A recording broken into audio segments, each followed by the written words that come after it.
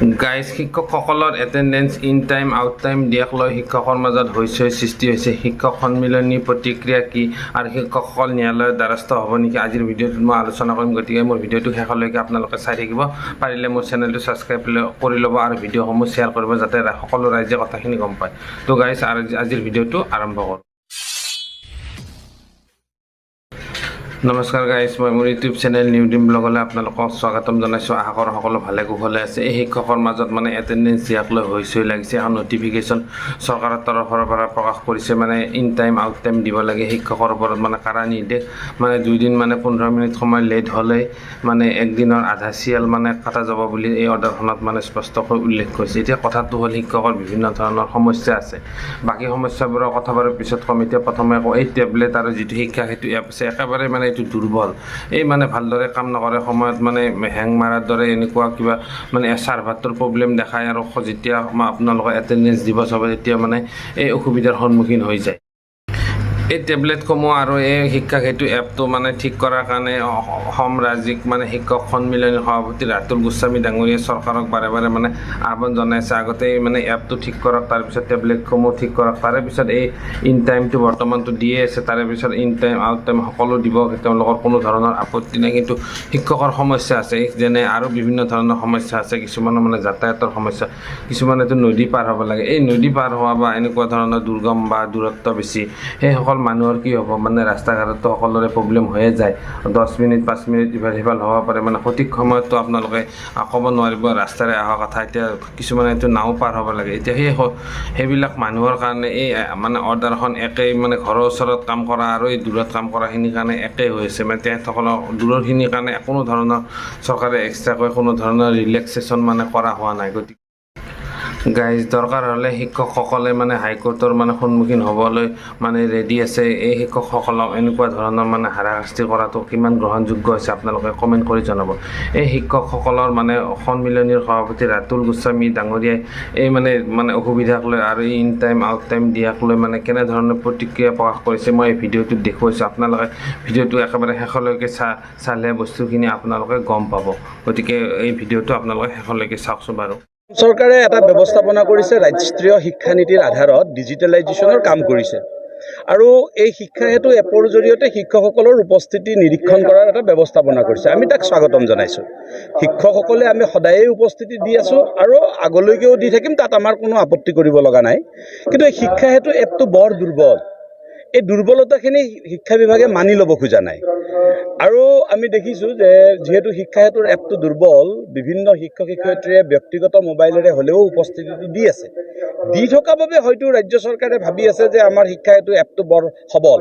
কিন্তু আমি এনেকুৱা নজিৰো আমি বিভাগক দিছোঁ, তথ্যসহ বিভাগৰ উচ্চ পৰ্যায়ৰ সঞ্চালক আৰু আমাৰ এলিমেণ্টাৰী ডাইৰেক্টৰক আমি এনেকুৱা তথ্য আমি দেখুৱাইছোঁ, য'ত এগৰাকী ছাত্ৰৰ অনুপস্থিতিৰ কাৰণ মেটাৰনিটি লিভ হিচাপে আমি দেখিছোঁ। বা আজি আমি 8টা বজাত উপস্থিতি দিয়াৰ পিছত সেইদিনাখনৰ অনুপস্থিতিটো দেখুৱাই থকা হৈছে। 7 দিনলৈকে শিক্ষকে উপস্থিতি দিয়াৰ পিছতো অনুপস্থিত দেখুওৱা হৈছে। টেবলেটটোৰ বিসংগতি আছে, এপটোৰ কিছু গণ্ডগোল আছে, আৰু সেইখিনি আমি দূৰ কৰাটো বিচাৰিছোঁ। আৰু দূৰ কৰাৰ পিছত যেতিয়া আপোনাৰ প্ৰথম অৱস্থাত এণ্ট্ৰি টাইমটোৰ ক্ষেত্ৰত বিসংগতিখিনি দূৰ হ'ব, তাৰ লগে লগে আউট টাইমৰ কথাখিনিও ব্যৱস্থাখিনি কৰক, আমাৰ আপত্তি কৰিবলগীয়া নাই। কিন্তু এপটো দুৰ্বল, এই দুৰ্বল এপটোত জবৰদস্তি যদি আমাক কৈ থকা হয়, তেনেহ'লে শিক্ষকসকল মানসিকভাৱে ভাগি পৰিব, আৰু মানসিকভাৱে ভাগি পৰিলে নিশ্চিতভাৱে ইয়াৰ সুফল নপৰে কেতিয়াও। ইয়াৰ কুফলটো ছাত্ৰ ছাত্ৰীৰ ওপৰত পৰিব। আনহাতে যিবোৰ চৰ চাপৰি অঞ্চলত শিক্ষকতা কাম কৰি আছে, যিসকলে 2খন-3খন নাও পাৰ হৈ বিদ্যালয়লৈকে গৈ আছে, এই শিক্ষকসকলৰ কাৰণে ৰিলেক্সেশ্যনৰ যিটো ব্যৱস্থাপনা, সেইটো চৰকাৰে একোৱে ঘোষণা কৰা নাই। এইটো ঘোষণা নকৰিলেতো নহ'ব।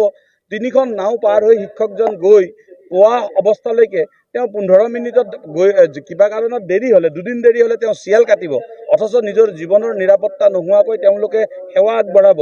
এই কথাটোতো নহ'ব। গতিকে ৰাজ্য চৰকাৰে এই ব্যৱস্থাবোৰ কৰি লওক, কৰি শিক্ষকৰ উপস্থিতি নিৰীক্ষণ কৰক, আমাৰ তাত কোনো আপত্তি নাই। খালবাৰী অঞ্চলত দেখিবলৈ পোৱা গৈছে যে বিভিন্ন বিদ্যালয় এতিয়াও আন্তঃগাঁথনি দুৰ্বল হৈ আছে। এই ক্ষেত্ৰত চৰকাৰ প্ৰশাসনক কি আহ্বান জনাব আপুনি সংবাদ মাধ্যমত? চাওক, আজি শিক্ষা অধিকাৰ আইন 2009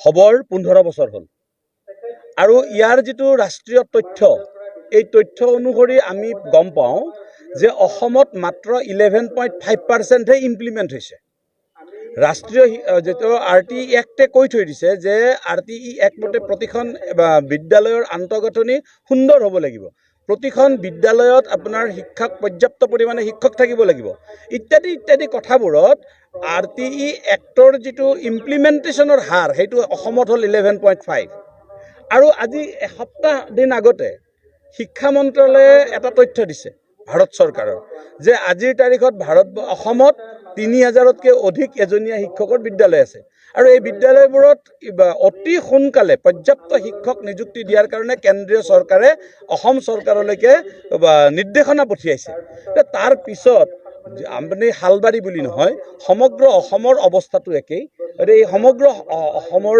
এই শৈক্ষিক শিক্ষানুষ্ঠানৰ অৱস্থাখিনি সুন্দৰ কৰি দিয়াটো ৰাজ্য চৰকাৰৰ দায়িত্ব এই ক্ষেত্ৰত কি ক'ব যে শিক্ষামন্ত্ৰীৰ ভূমিকা কি ক'ব যে অনাগত সময়ছোৱাত শিক্ষামন্ত্ৰী যিগৰাকী আছিল তেখেতৰ দিনত এনেকুৱা ধৰণৰ বিবেচনা আচলতে কিছু ক্ষেত্ৰত কম আছিল কিন্তু বৰ্তমানৰ শিক্ষামন্ত্ৰীগৰাকীৰ ওপৰত নাই এইটো বিষয়টো তেনেকুৱা নহয় যে আগৰ শিক্ষামন্ত্ৰীয়ে কিবা বেলেগ ভাল কাম কৰিছিল এতিয়াৰজনে বেয়া কাম কৰিছে তেনেকুৱা কথা নহয় সমগ্ৰ বিষয়টো হ'ল এটা প্ৰক্ৰিয়াৰ মাজেৰে চলে শিক্ষা ব্যৱস্থাটোৱে হওক বা অন্যান্য ব্যৱস্থাটোৱে হওক এয়া কোনো ৰাজ্য চৰকাৰসমূহে এককভাৱে কৰা সিদ্ধান্ত নহয় এয়া আন্তঃৰাষ্ট্ৰীয়ভাৱে গ্ৰহণ কৰা বহনক্ষম বিকাশৰ লক্ষ্যৰ পূৰণৰ বাবে কৰি থকা কাম গতিকে এই SDGবোৰ পূৰণ কৰিবলৈ যিবোৰ কাম কৰি আছে এই কামবোৰ কৰিবলৈ যাওঁতে কোনোবাজন শিক্ষামন্ত্ৰীৰ সময়ত হয়তো কোনোবা এটা বিশেষ কাম হৈছে কাৰণে আমি ভাল কৈছোঁ সেইটোৱে আমি সৰ্বোচ্চ কথা বুলি আমি নাভাবোঁ শিক্ষামন্ত্ৰীজন অসফল নহয় অসফল হ'ল শিক্ষা ব্যৱস্থাটোৰ কাৰণে কৰা পদ্ধতিবোৰ শিক্ষা ব্যৱস্থাৰ বাবে গ্ৰহণ কৰা নীতিবোৰ এই নীতিবোৰত থকা দুৰ্বলতাৰ বাবে বিভাগীয় মন্ত্ৰীসকল কেতিয়াবা বিফল হয় বা সফল হয় গতিকে নীতিসমূহ সঠিক কৰাটো আমাৰ আহ্বান ভিডিঅ'টো যদি ভাল লাগিছে কিবা ইনফৰমেশ্যন লাভ কৰা বুলি ভাবিছে তেন্তে মোৰ চেনেলটো ছাবস্ক্ৰাইব কৰা আৰু ভিডিঅ'সমূহ শ্বেয়াৰ কৰিবলৈ নাপাহৰিব আজিলৈ ইমানতে সমাপ্ত কৰিছোঁ তো গাইজ চাই থাকিব নিউ ডিম ব্লগ গতিকে আজিলৈ বাই